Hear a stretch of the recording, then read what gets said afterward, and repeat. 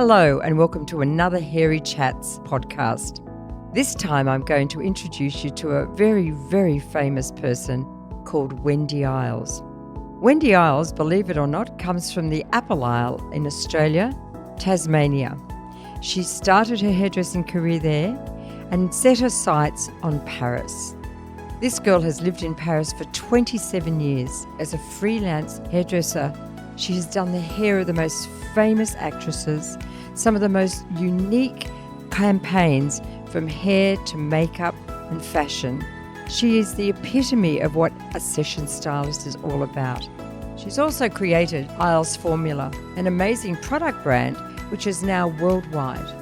What a wonderful opportunity to sit down and talk with her. So I suggest you grab a cup of coffee, take some time out and listen to this amazing hairy chat with Wendy Iles.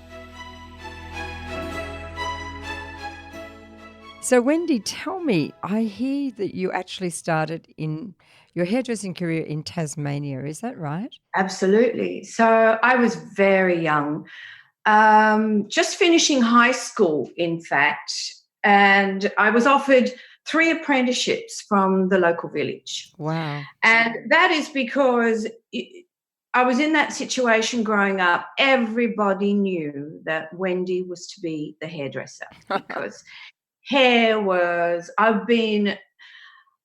don't like to use that word so much, but it's really, really a fact, obsessed with hair since I was a child. Right. And so I was very young. I was just coming on to my 16th birthday, and I had a choice between what salons to That's amazing. start my apprenticeship with.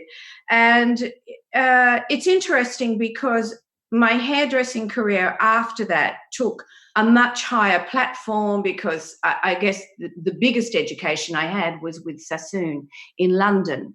After I'd done that little training in that salon, the big training in that little salon in Tasmania. So that was 4 years you did your apprenticeship there?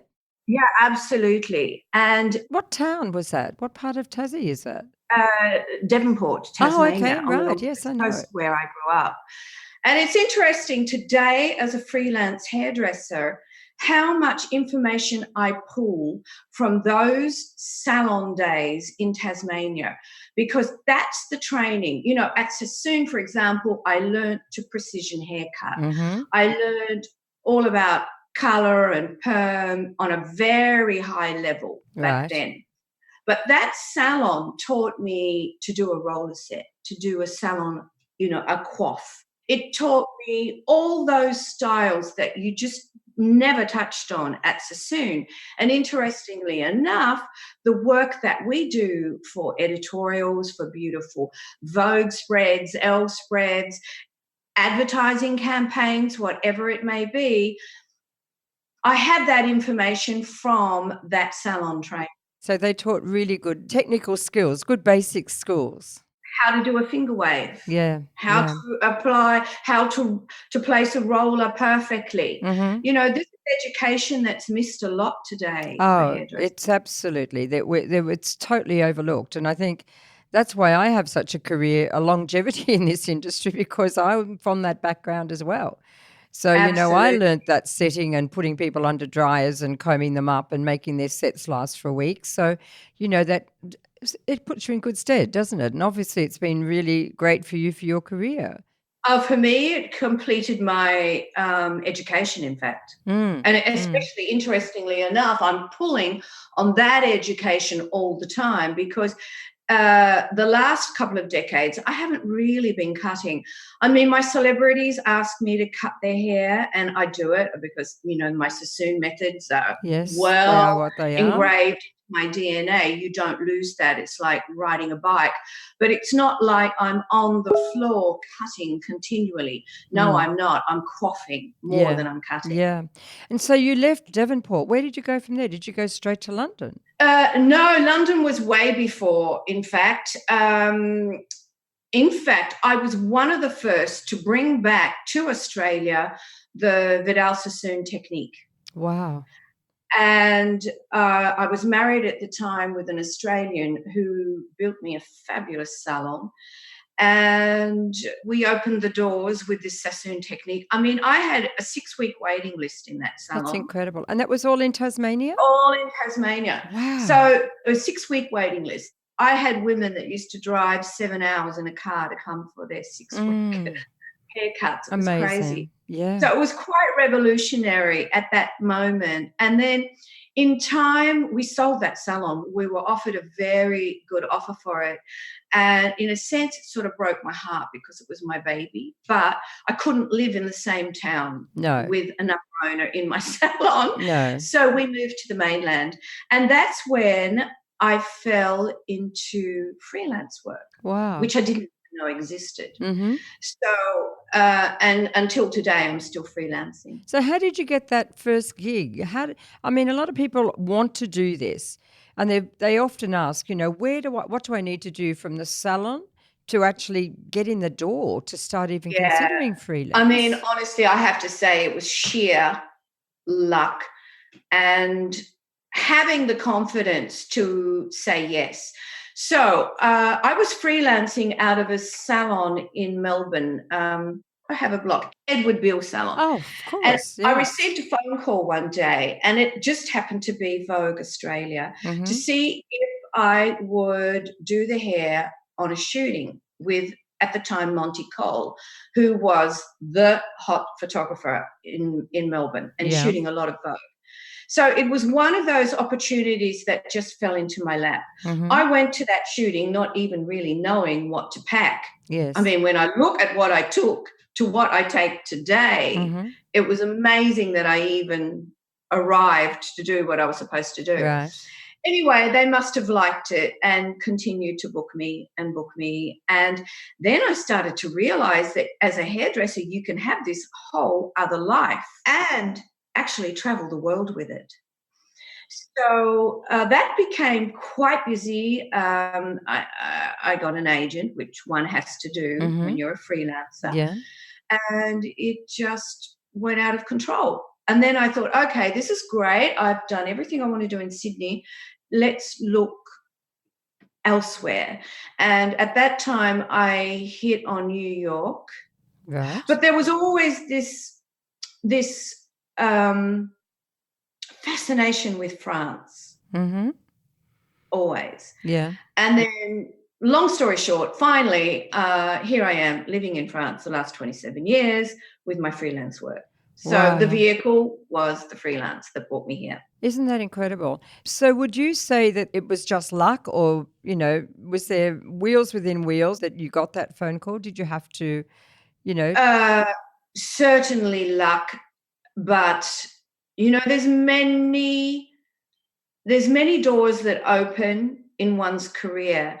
You just have to have the courage to say yes and do it, or go after it. No matter, when Vogue Australia calls, it's pretty nerve-wracking, especially if you don't know what they want from you, which was my case. And I have to say, I'm sort of proud that I do push myself to the limit sometimes, because then other doors open. But it would be so comfortable to say no. Well, I must say, when I was working with Goldwell in Germany, I met with Kevin Cameron, who you would have remembered from the Goldwell. Very good client of mine. Yes. Absolutely. And he just, spoke so highly of you. And it was that conversation that I had with him that made me start exploring what you were doing and following all your different chats and blogs and things like that, because I was just fascinated. And one of the things that he spoke about was your ability to do things with hair that nobody else could do, like flip hair around and do all this crazy stuff. And I was just so intrigued by all of that. Look, I eat hair. I dream hair. My DNA is hair. And I think when you love the texture that you're working with, it transforms. You can. And one of the secrets I will say, that what he's talking about is that I can be on set 12 hours a day, 18 hours a day, and the hair will still keep obeying. And the reason that is because I don't use styling product. Yes. So I count on, and we're going back to that salon experience or that salon education that I had. I count on my base. I would never allow a junior working beside me to do the base for me. No matter how busy I am, it's the most important part of my day. And I'm thinking about every turn of the brush, every placement that I make. I'm consciously thinking, what is that going to transform into the hair at the end? So I know my base is a perfect one. If my base is a perfect one, I can make that hair do anything I command. So that's the way I work. And I use one product, in fact. For years, I was making up this product at home. Today, it is much more evolved because it has the UV filters, the heat protection, and everything else in it that you can do when you're working alongside scientists. But it's actually my finishing serum, and I don't touch a head of hair without it. Right. It is the product that calms down the frizzies if I have backlight on a subject. It gives the most glorious shine. It just never weighs the hair down, and it just makes the hair very supple and obedient. I could imagine that you've worked with the L'Oreal and created some of those beautiful Kerastars hair. Are you behind that? Oh, gosh. There was a whole decade. I was doing 4 international flights a week. Wow. That's how my haircare range got born, Iles Formula, on those sets. So I was doing at the peak, 4 international flights a week, just traveling the globe doing hair campaigns. Hair campaigns for all the companies that you know. Yes. Hairstylist was a client of mine. Yeah. You know, this no product thing is quite unique in a sense, because a lot of people are pretty heavily dose on products. I know when I was working with Goldwell, they were emphatic that anything I did, particularly with the colour campaigns, they were not to have any products at all. Yeah, no, it's true. You're dead before you start, especially with hairspray. Yes. Hairspray blocks memory, as does mousse and anything that creates a form and holds it. And I believe that the more insecure a hairdresser is, the more product they will use. They tend to hide behind it. I'd give masterclasses actually these days to teach people to have confidence in their trade and to just have one day with me without using styling product. They are amazed what they can do with the hair without styling product. I mean, if you want a stiff, sticky or a stiff gelled mohawk or something. Oh, yeah, that's a different story. But when we're looking at movable, beautiful, floaty hair. Yeah. But if you want sumptuous, lustrous, fantastic hair that just obeys your command, forget about styling products. Because the moment you put hairspray on it, you block the memory. And if you need to go back in with an iron or heat of any form to change the direction, for example, if you have any styling product on, like a mousse or a spray, you're dead before you start, because the hair will never be as spontaneous as what it was before you put that product on. Wow, that's so interesting. So I take it that's why your product range that you've launched is predominantly more shampoos and treatments. And it's all about care and repair. And honestly, it's really the philosophy of the hairdresser that I am.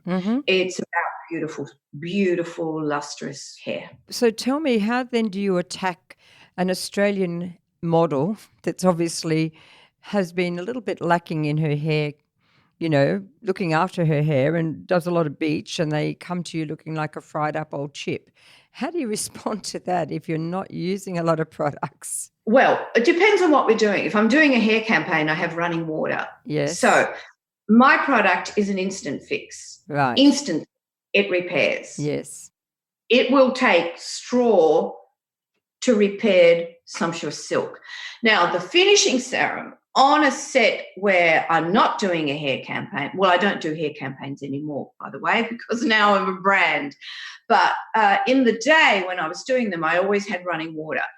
But on a set for, it could be an editorial or a skincare campaign or a perfume campaign, one doesn't have running water. You have to work with what you've got in your chair. So this is where the finishing serum comes in, because the finishing serum has the ability to transform straw, dried up, crackly hair. Just by blow drying it into wet hair, it will transform it to sumptuous silk. Wow. But it doesn't repair. It delivers that texture, but it's a cosmetic. To repair, you have to do the shampoo and the conditioner. Sounds like you've done a lot of hard work to get to that place to create these products. No, because it was never in my mind to be a brand, ever. Is that right? No, never. That takes an enormous amount of courage. Iles Formula is a brand today because it just organically happened. So I was using my product on a lot of these campaigns that I was working on. Mm-hmm. And the celebrities could see what I was doing with these 3 products. They started to give me orders. They were giving me, started off with an order, and then I can't deliver because I'm not manufacturing. I was just making it for me. I used to go into the lab once a year, usually just after Christmas, during the Christmas break, first weeks of January, and make up enough product to do my highway for a year. And then the next year go back in. So it was really my product. It was not for anybody else. I could not give an iota of it away to anybody. It was so precious. And then they started to give me 6-month orders, and then they started to give me a year's orders.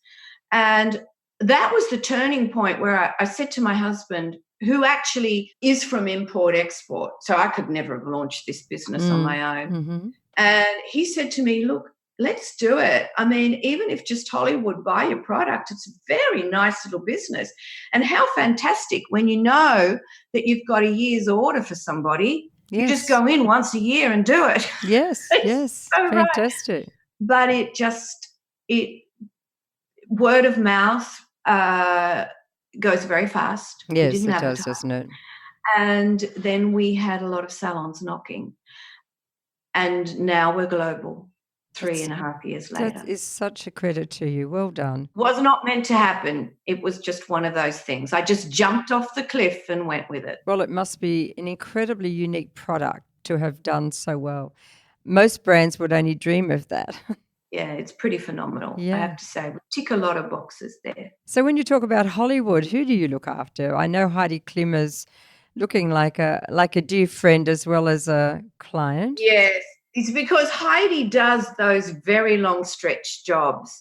You get a job with Heidi, you're with her for like 7-8 weeks nonstop. So, it becomes more than a client hairdresser relationship. Yes. It becomes more a friend base, but she's still my client. Mm-hmm. But there are a lot of French actresses, Marion Cotillard, Chloe Sevigny, there's so many of them, Charlotte Gainsbourg, Sharon Stone, Keira Knightley. So you've had a lovely opportunity to work with some very beautiful women. Who's your favourite then? Oh, gosh, it's hard to say. I don't really have a favourite. I respect all of them. They're all very beautiful women to work beside, very smart, very well-educated women. They're all a pleasure to be around. That's amazing. And tell me your book. Tell us about your book, because that looks very interesting. Yeah, it's interesting now to look back on that book, because that book was published in 2008. It was a long time ago. So I had this Berlin publishing company called Print Culture that approached me and said we would like to do a coffee table book. This is another one of those wow moments where it fell from the sky into my lap. And they said, we'd like to do a coffee table book on your European archives, meaning my editorial work. Well, actually, it started off with, we want to do more about your celebrity work. Right. And I came up with the idea, well, let's make it more the editorial work rather than the celebrity work. Because when you do celebrity hair, it's basically their hair. Yeah. There's no poetic expression, not much. It's about the person they are and the personage they are. So I could imagine it would possibly be quite boring just to see celebrity after celebrity after celebrity with similar pretty hair.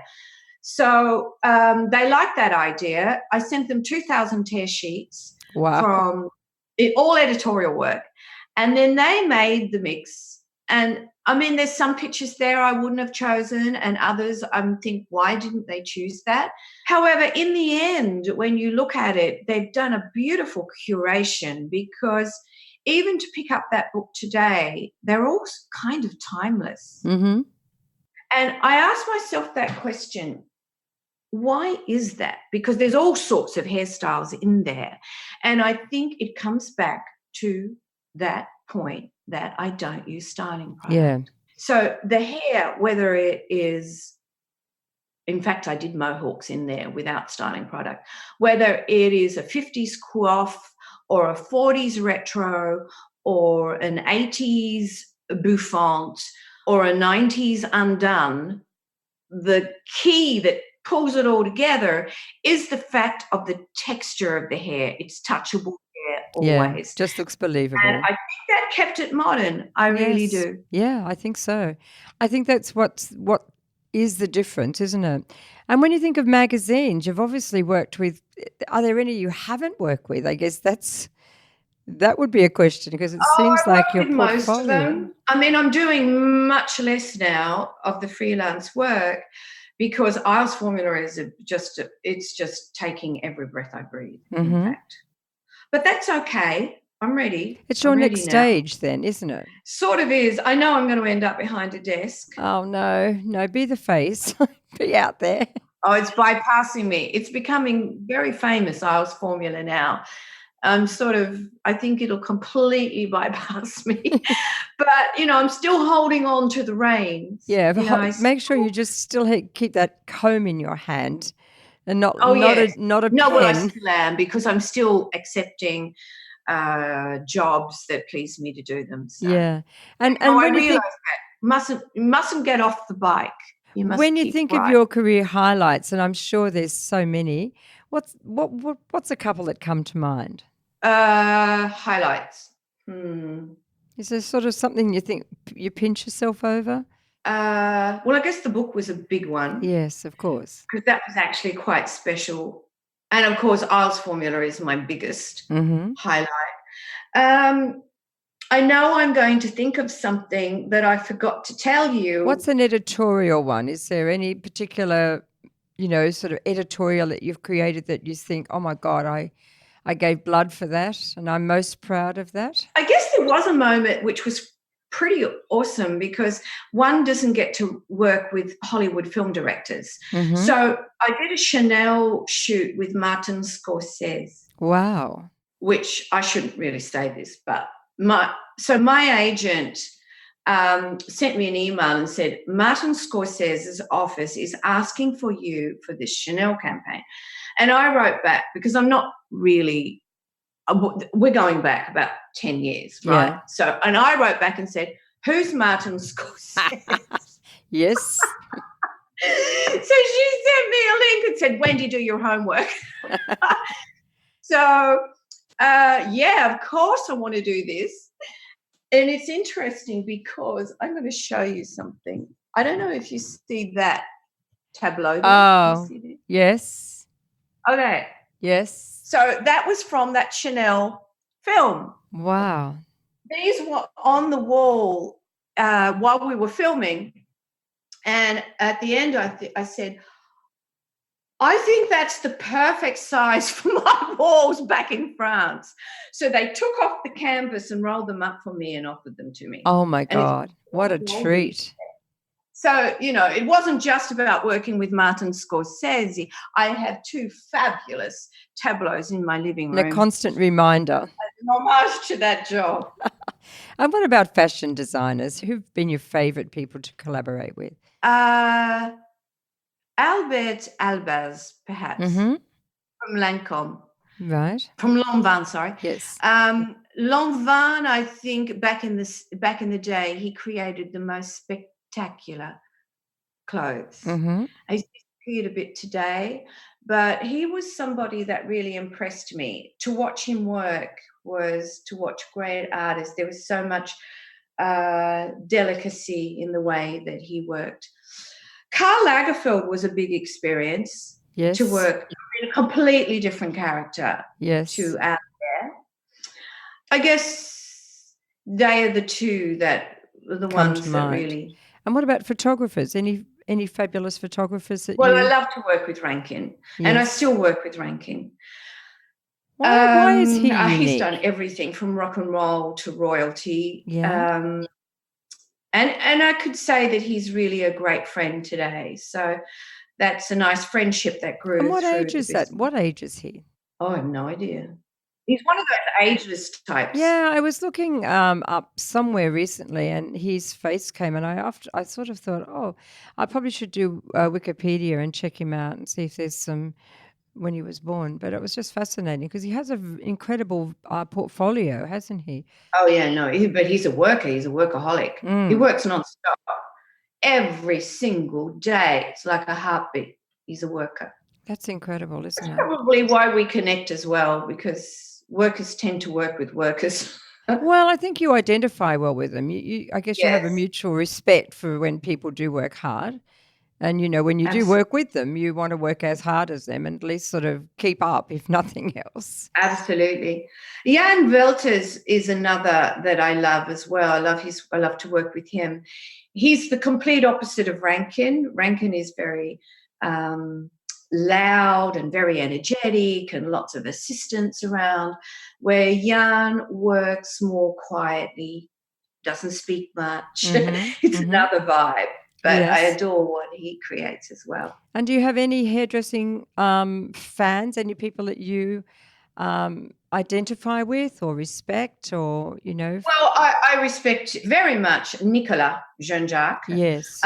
Nicolas was one of the very first hairdressers I met when I landed in Paris 27 years ago. And I think he's absolutely genius what he can do with hair. He is, isn't he? Yeah, no, he's genius, really.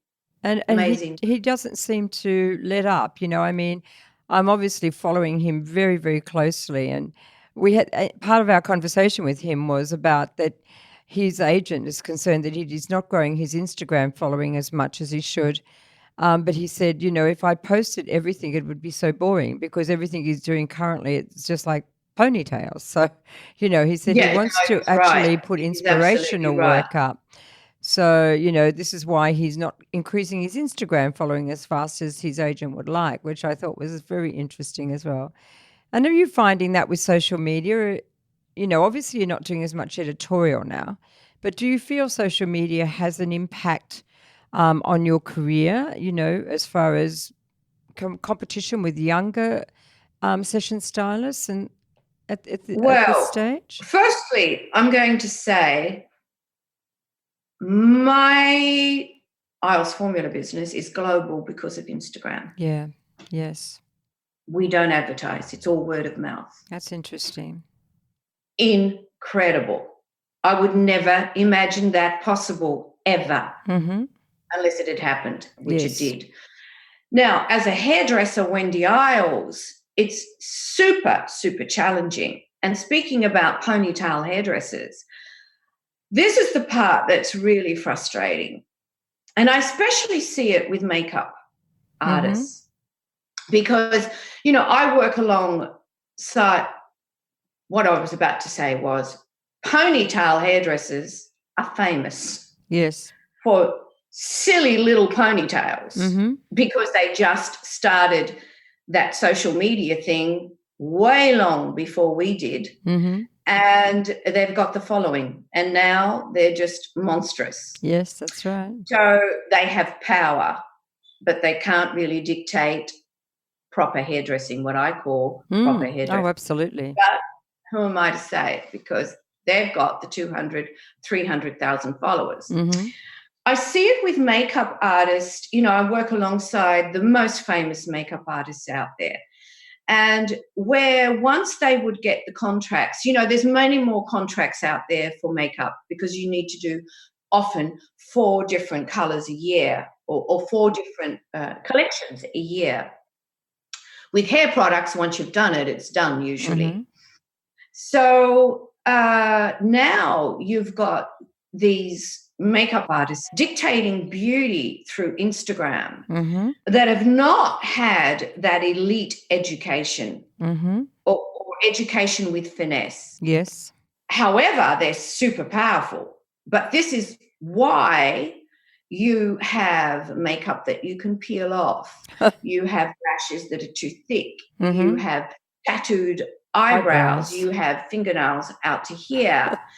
And these are the elements that our young girls are looking at and believe are the statement of beauty. Oh, I know. I mean, I get horrified. They are now also the voice of makeup. Yes. So you get these makeup companies flying these Instagrammers with all these followers across the world to be their voice instead of these amazing, talented makeup artists. And do you have a fave makeup artist? Who would you say you Oh, really... there's many of them out there. Yeah. I mean, there's so many makeup artists that I've worked with that are just absolutely They're doing some brilliant. amazing stuff, aren't they? Yes. You know, I'm following them a lot, but I think you're probably talking about someone like Huda, or that has something like 8 million followers. But that plastic face, it's like, oh my God, are these people actually real under that? You know, the real talent of a makeup artist, I believe, is when they have the capability to do makeup that looks so fresh and natural. Yeah, absolutely. I totally agree with you. So I'm probably going to lose a whole ton of followers because I just said that. No, you're allowed to be honest, because I'm totally on your page there. It really horrifies me. I see young girls dictating hair from their bedrooms on YouTube. I mean, scorching hair and no technique. No. You know, they've got 300,000 followers. I know. Well, I don't know. There's lots of theories and thoughts on the social media. I mean, we can't live without it.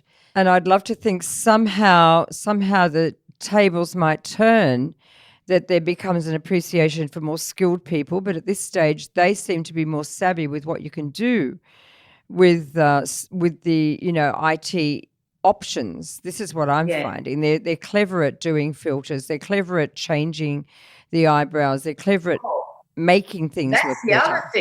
That's the other thing. You get those makeup artists probably in a situation in front of a camera. Oh, yes.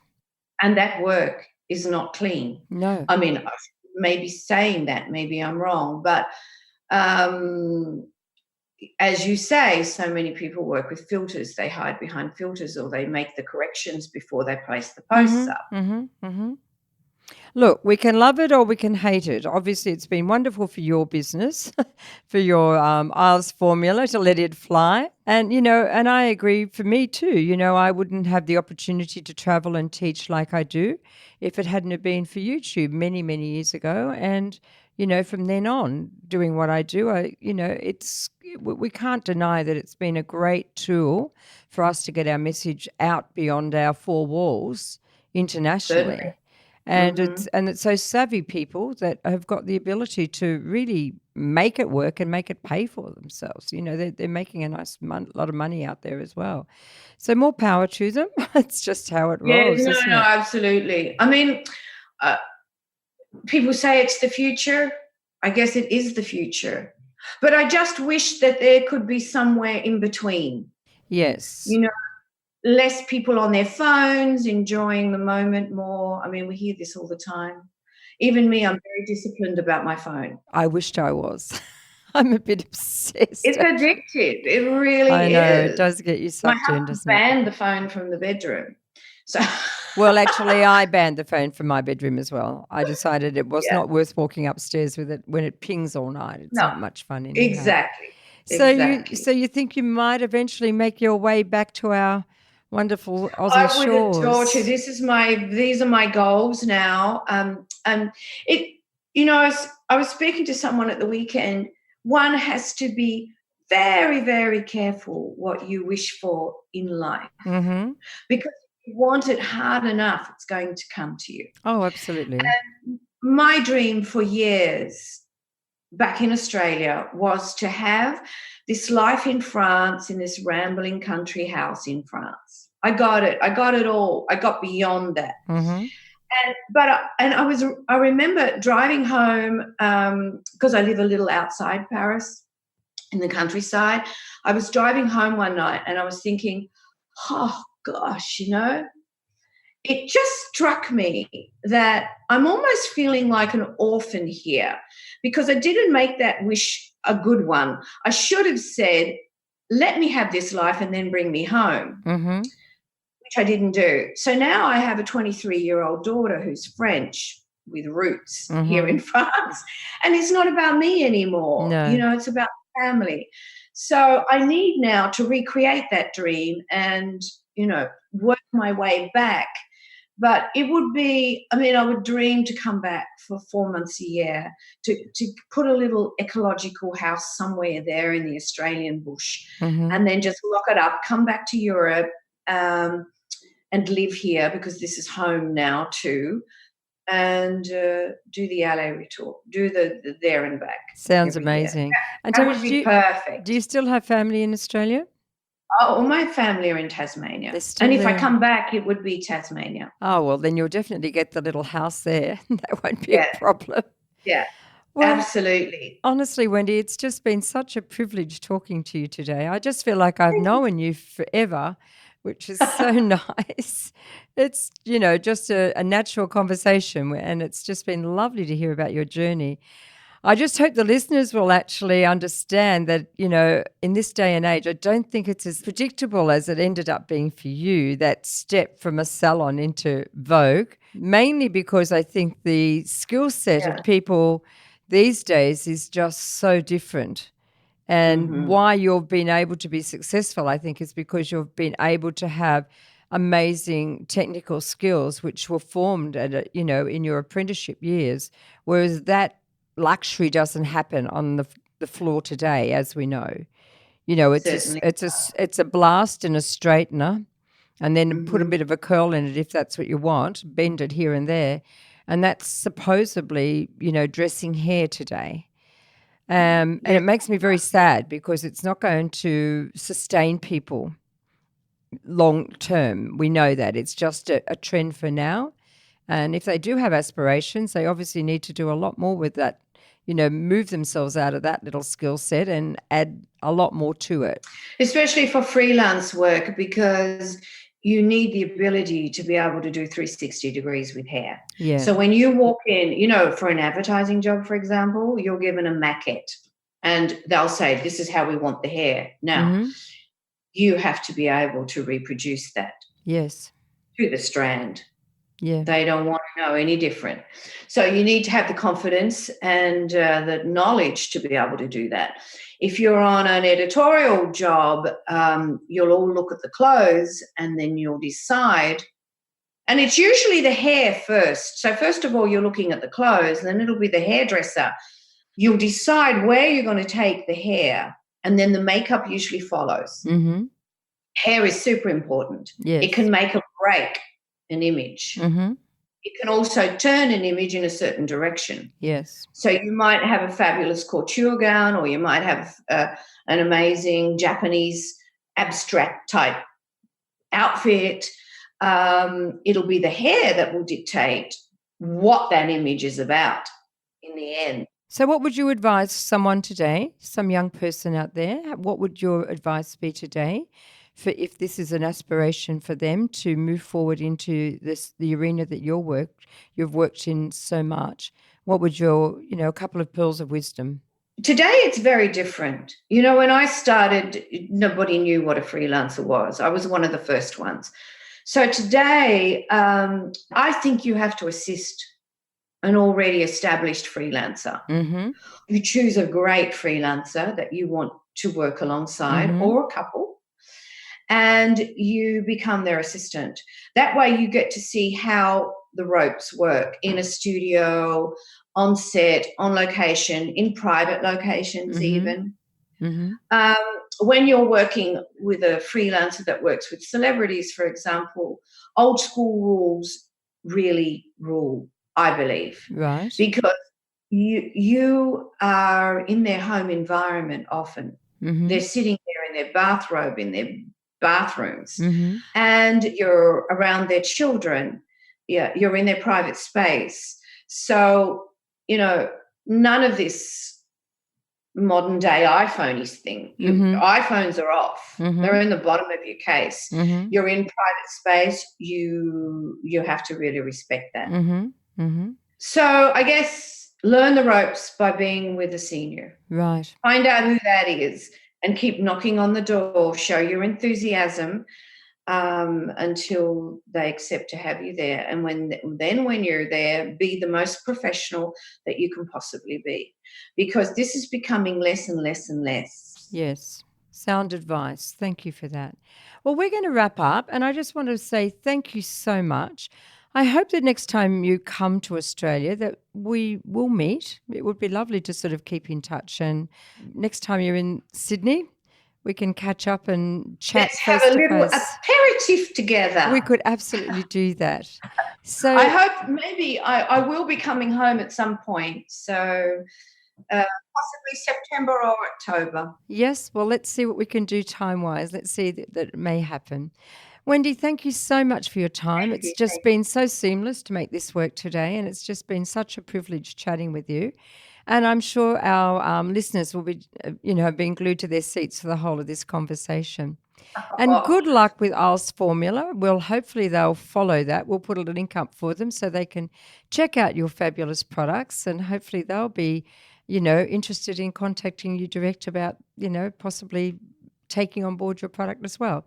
So thank you so much, and let's keep chatting, and let's see if we can connect with that little drinky poo when you get to Sydney.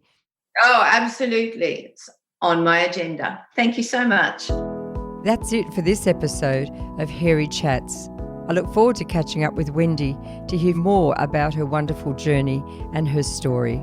I hope you enjoyed listening to this podcast. Stay tuned for my next episode of Hairy Chats next month with my famous international friends.